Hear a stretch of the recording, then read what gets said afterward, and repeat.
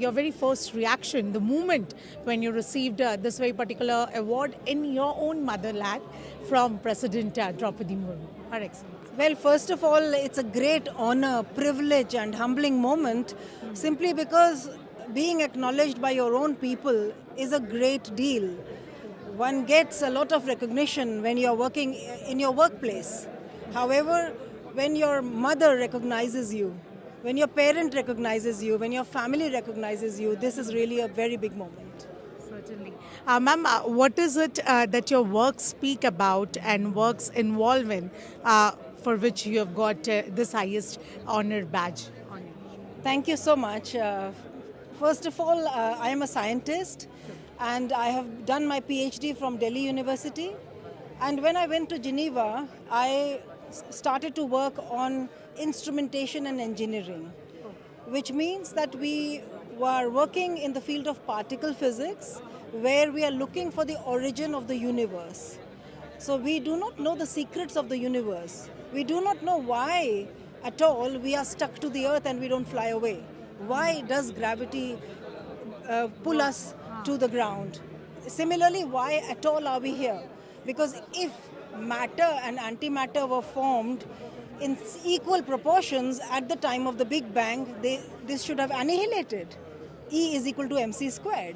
So there should not have been any matter, which means we should not have been there. But we are here.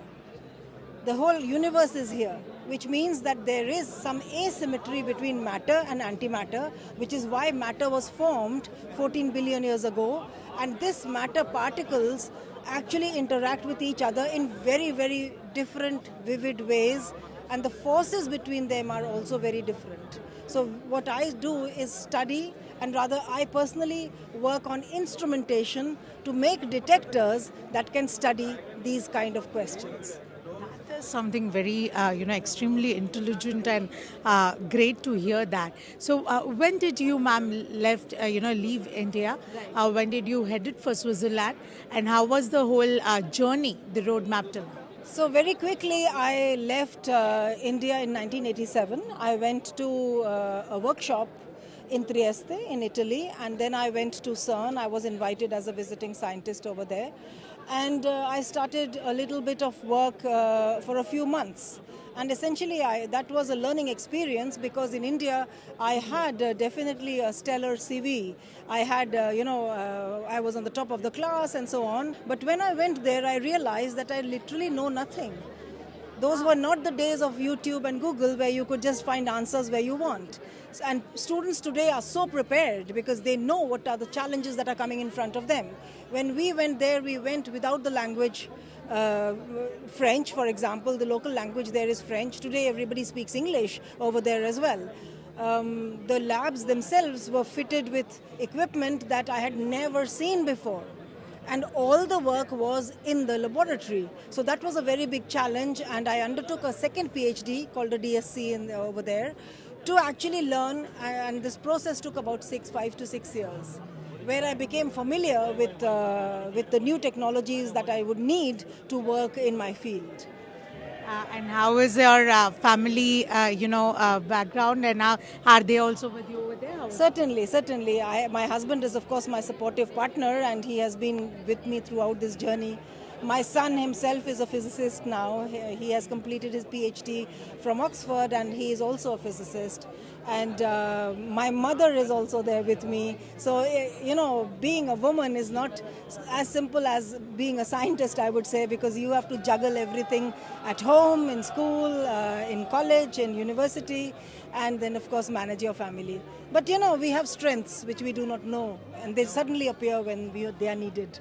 My last question to you, Mr. Sandhya, the Union Minister, he just pointed out one very important thing: earn, learn, and do written.